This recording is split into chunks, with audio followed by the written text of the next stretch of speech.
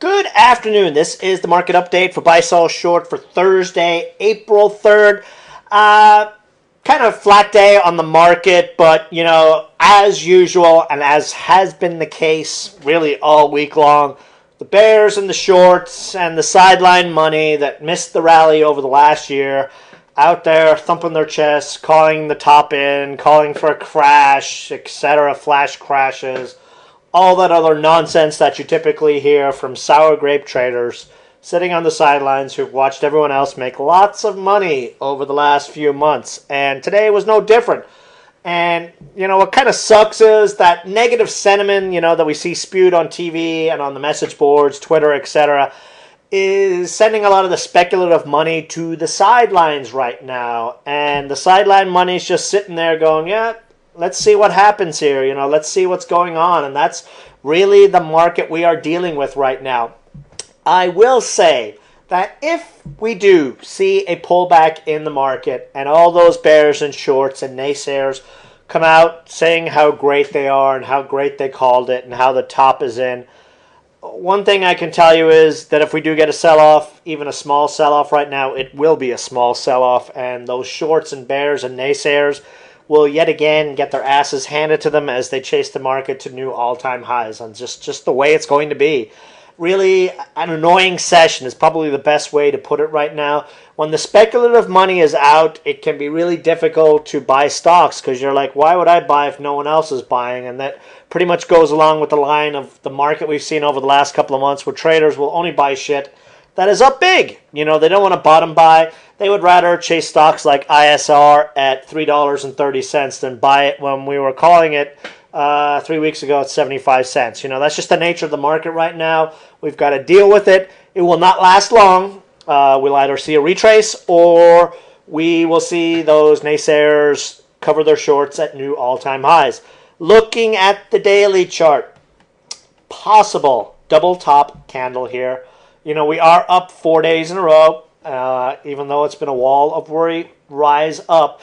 And we've got the jobs report tomorrow, which is, for some reason, everyone's afraid of, even though the economic data is really not going to change the Fed's course of action right now. So really the economic data, unless it's like massively great or massively bad, is not going to do anything.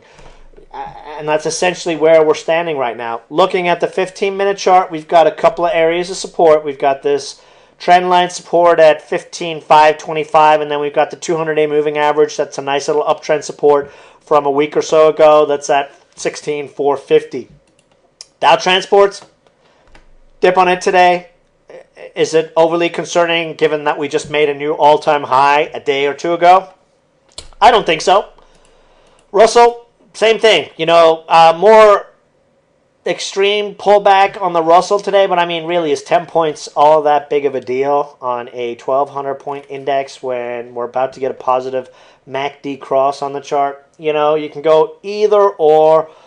Tomorrow, given the kind of action we've seen over the last couple of days, I would not be surprised to see the market up 75, 100 points tomorrow, nor would I be surprised to see the market down 50 to 75 points. Neither direction would surprise me at all. Friday trading, let's see what the market brings us. We are still able to get some sweet winners in this market. We just can't be buying 20 stocks right now. We need to pick and choose where we are going to enter. It's essentially a stock pickers market, which is fantastic because we're stock pickers and that's what we do. So, the dart throwing monkeys might have difficulty and might be calling a top because they suck and can't find any plays. But, for stock pickers, still continues to be a very good market. New trading alert today. GCVRZ. What the hell is that, you ask me? A 5-letter stock. Not really a stock. As I mentioned in the email alert, what it is called is a contingent value right. Essentially, it is an option that does not expire. What this right gives us, up to $14 per share if certain milestones are met. And the milestone we are focused on right now is Lemtrada. It's an MS drug. hits $400 million in sales by December of 2016. That is 2.5 years away. This thing is priced at failure. This thing is priced like they don't even have a chance of doing that. In case you don't know why these things came about, when Sanofi bought Genzyme a couple of years ago, the reason they bought it was for this drug. This was a main point of it. Lemtrada. It was supposed to do about $4 billion in annual sales was the estimates for this drug. Sanofi bought them for $11 billion. This was the major drug they were going after. Genzyme's shareholders thought they were getting screwed, and what ended up coming about was they come up with these contingent value rights that if certain milestones were met on this drug, that they would get paid extra money. And, that's where we go. Stock, these rights traded about $2 a share till November of last year when the FDA came out and said they weren't going to approve this indication. And it proceeded to sell off, as you can see on the chart, over the last couple of months. What most people are unaware of is that Sanofi can rebuy these things in 3 years' time for 50 cents minimum. So here we have something trading 60% below what the minimum price it should trade below. We've got an excellent chart setup. If we were just looking at this based on the chart it had, we would be going, woo-hoo-hoo! Lock and load. And big volume pop today. Got all the way up to that 50-day moving average. First time it's gotten up to that level since back last year when it was trading over $2 a share. 49.50 cents is the first target on this one, and possibility of a move to the 200-day at 119, which will probably move back down towards that 96-cent area. This is a stock that we are going to be trading a lot of over the next year plus. We've got Sanofi reporting their earnings on April 29th. Now, the measurement period for this milestone payment that's worth $2 per share started on April 1st, 2 days ago. And we will get an indication. This drug went on sale in a few countries starting in November of last year. It already did about $2 million worth of sales in Germany, the first country that was to approve it. It is now approved in 32 countries, with a bunch of them approving it over the last 2-3 weeks. In case you didn't know, 75% of MS patients are overseas patients, and this drug is going to get approved all over the place. And there's also a big fight to get the FDA to reconsider their decision here. They approved Tysabri, which is killing people left and right. And this is a drug, you essentially take 5 injections over a 1-week period, and that's it for the year. Very, very attractive for MS patients who have to go for monthly infusions for their drug. Get it out of the way within a week, and then you're done for the next year. Great setup, great story. Fantastic risk-reward ratio on this play, in my opinion. Rock solid. 4-month base, a couple of cents below. Looks really, really good. What will probably happen is that everyone and their mom on Twitter will be saying how great they are and calling this stock when it's up here around 75 cents probably. That's usually how they work. You recall, we were the first ones to find manga. You don't hear any credit about it. This was us buying manga right here, last month. Boom!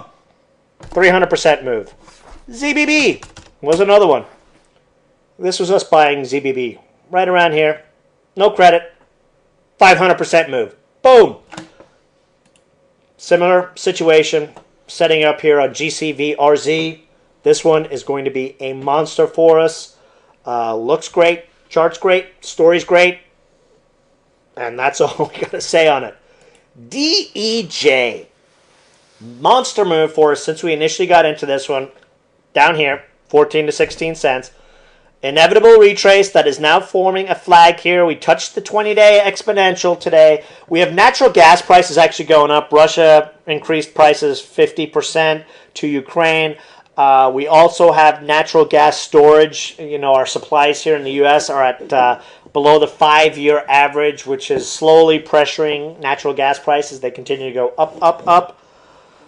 Nice little flag here. Patience play, golden cross. I'd be extremely surprised if we saw this one dip down to 20 cents. But, it could happen. If it does, it would be another add opportunity.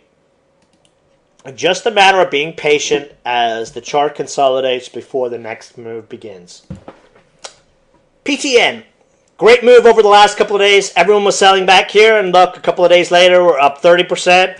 A little bit of a retrace on the market today. We had them going after the biotech stocks again today. But again, stair-stepper formation. ISR has exploded, even though it did a financing back here. Big move on this one over the last couple of days because they're presenting at a big conference that starts this week in San Diego.